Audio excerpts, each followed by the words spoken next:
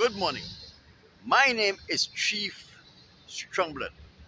I am St. Vincent and the Grenadines' favorite and most hated son. I am the diaspora much to my people. All in all, it was another beautiful day for a protest, and I enjoyed every moment of my protest. Let me first remind you, the front of my sign says, I don't want the white man's money, the white man's woman, the white man's friendship, and or the white man's fame. And the reverse of my sign says, white man, why have you enslaved the African American, the Latinos, etc.? All in all, it was another beautiful day for protest. There is nothing particularly interesting that I should bring to your attention as it relates to my protest. And as you know, when I have protested and when I have updated you as to what transpired while I protested, it is always my pleasure and my delight to bring to you something from the word of the Most High God. My people, we are still in the book of Revelation. And we are not leaving the book of Revelation anytime soon. We are only in Revelation chapter 13. And we have dealt with a lot of great and wonderful things. We are now dealing with the beast that came out of the earth as it relates to Revelation chapter 13, verse 13.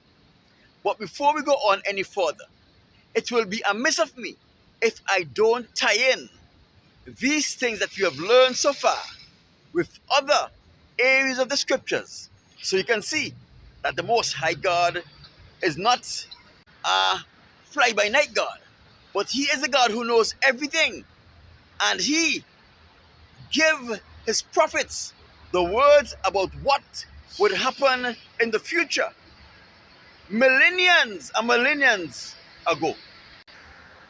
Revelation chapter 13, verses 1 and 2 spoke of a beast that came out of the sea that had 7 heads and 10 horns and 10 crowns upon the horns. On the head, it has the word blasphemy, which means the disrespect for God and the things of the Most High God. He was gifted 3 very pertinent and important things. He was gifted from the dragon, and we know the dragon from chapter 12, verse 9 is Satan, the devil, that old serpent. He was gifted his power, his seat, and his great authority. We also come to learn that the beast coming out of the sea represents a new nation, and we concluded that that nation was the Caucasian nation. And as you know, a nation is not a country. A nation is a group of people that has a common ancestry. We have also learned that there are 7 nations on this earth, but there are 195 countries. So there's a difference between a nation and a country. We also discovered that a beast coming out of the earth represents an extension of an already existing nation. And we come to conclude that that beast that came out of the earth represents the United States of America. Remember, this beast was not given any description as it was given in Revelation chapter 13, 1 and 2, when the beast came out of the sea, was described. And we come to realize that the only reason for the beast that came out of the earth was not given a description is because it was a multitude of nations that comprise this beast. Let me bring this to your attention in tying in the past and the present. 1,500 years before John was given this prophecy, Moses was told by the Most High God of these events, and Moses told the Israelites what was soon become to pass. If we go to Deuteronomy chapter 28, right? What most people don't understand is Deuteronomy chapter 28, starting at verse 16, is prophetic messages to Moses so that Moses can warn Israel as to what would have come to pass. So we have concluded that Deuteronomy chapter 28, verse 16 to 68 is prophecy. Let me help you understand by bringing you or highlighting some of those prophetic things that we can see that have already came to pass, right?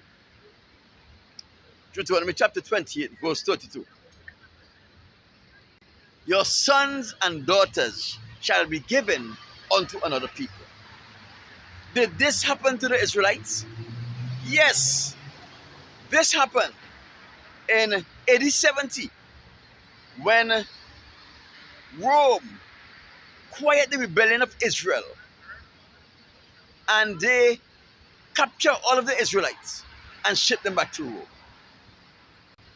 What you have to remember, that it was our foreparents that built the Roman Colosseum. It was our foreparents that are the gladiators of Roman history, not Caucasians. They had no reason to put their people to fight against each other to the death to their enjoyment. But it was our foreparents that put in the Roman Colosseum. It was our foreparents that fought against lions and tigers, and it is our foreparents that were born to the stake. It happened again in the 14th century, and it lasted for 400 years in the transatlantic slave trade. So we see this part of Deuteronomy chapter 28 verse 32 have came to pass, and we have the historical evidence to show that it came to pass.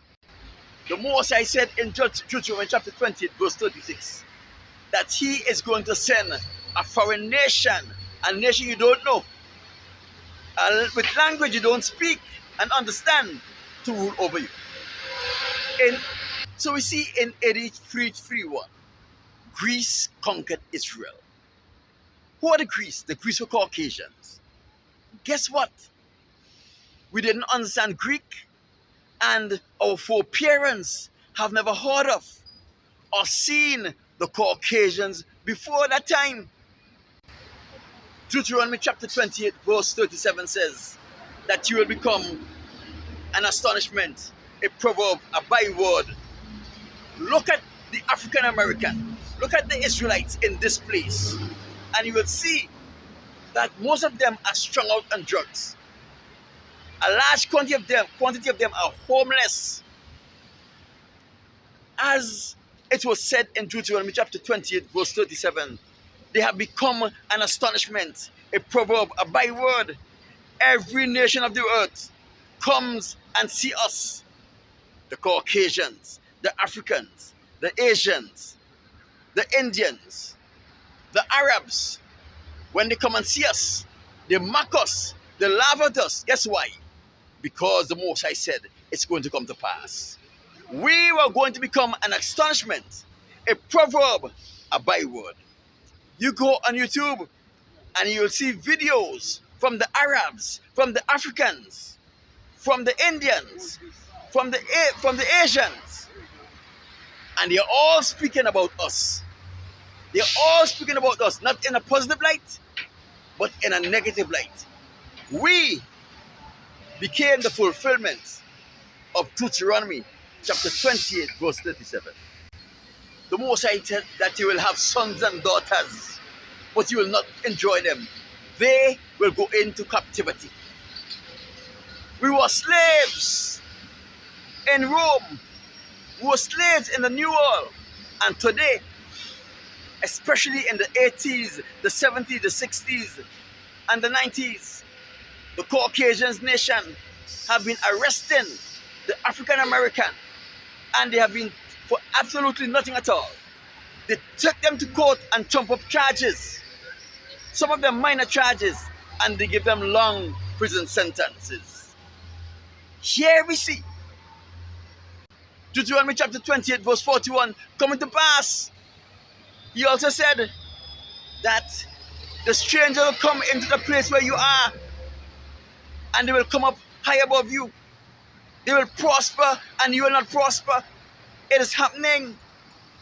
Every nation of the world, for example, while I protested, I saw about 12 Asian men and women who were just imported from Asia, dressed as executive, because they are able to find employment in the banking section here in Los Angeles. At other times, I've seen many Indians who were just calling from India and Pakistan to come to Los Angeles to take up executive position in the banking sector. Let me tell you something. You hardly find an African American here. You hardly find an African American here. And very often, those newbies are promoted above them, those who are working in the executive section of Los Angeles.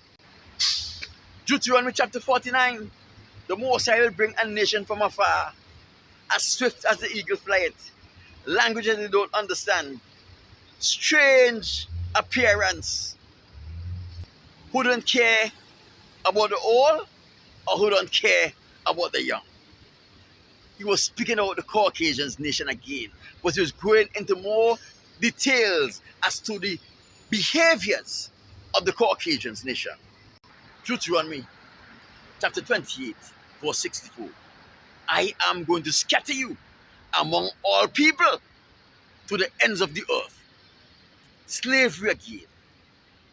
Our people was scattered in every corner of this earth during the transatlantic slave trade. Not because we wanted to, but because we were taken captive and scattered. Deuteronomy chapter 28, verse 64. And he was speaking about the Caucasians nation and the actions of the Caucasians nations against us. And to top it off, the Most High said in Deuteronomy chapter 28, verse 68, you will be sold to your enemies. So you see, who were we sold to? We were sold to the Caucasians nation. They are our enemies. The Most High ought to know who your enemies are. So the Caucasians nation in prophecy did not show up only in Revelation. They were spoke about in Deuteronomy even before the Israelites occupied the promised land the Most High gave to them. Let me tell you something. 685 years before John was given the prophecy of the Caucasians nation in America, the Most High gave that same prophecy to Daniel. Daniel chapter 2. The Most High told him through the dream which Nebuchadnezzar had that the sequence of conquest of the world is going to come in this order. He said Nebuchadnezzar was the head of gold because he was a king among kings. There will never be a king that is as great as Nebuchadnezzar. Then he said, Nebuchadnezzar, there will come a kingdom not as great as you are. That will represent the chest and arms of silver. And there will be a third kingdom, which will represent the belly of brass. And there will be a fourth kingdom, which will represent the leg of iron. And there will be a sixth kingdom that will rule the world, that will represent the foot of iron and clay mixed together. The kingdom of iron that was represented in Nebuchadnezzar's dream was the Caucasians nation, not the Romans, not the Greece, but the entire Caucasians nation.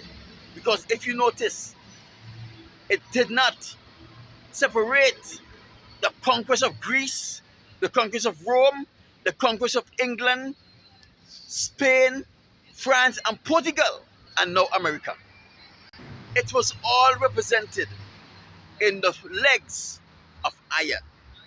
In Revelation chapter 13, verse 13, it speaks of a beast that came out of the earth.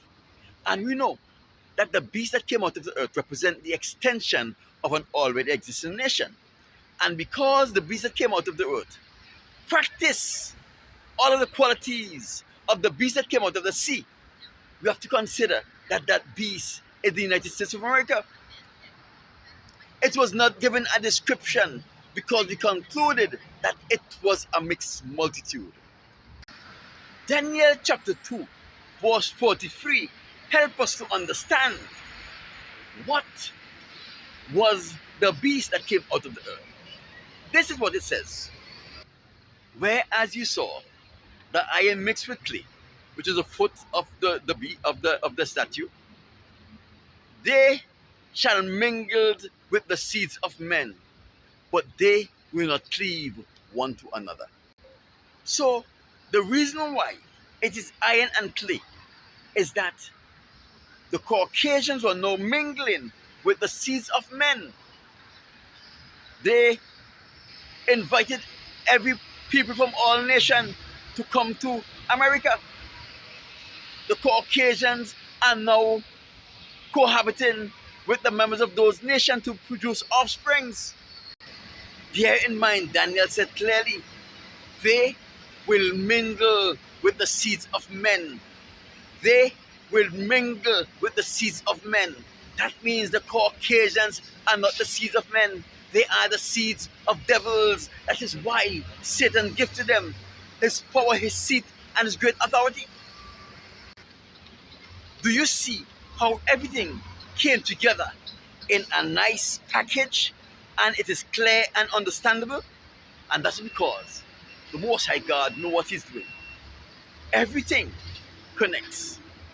Remember to like this video, share this video, leave a comment on this video. Let me know what are your thoughts as to what we have discussed in this dialogue. There are many more videos like this here. So just go and peruse those videos and also let me know what are your thoughts. Like or subscribe based on which of the social media platform you're viewing from. And remember, my name is Chief Strongblood. I am St. Vincent and the Grenadines' favorite and most hated son. I am the diaspora. Talk to you on Wednesday.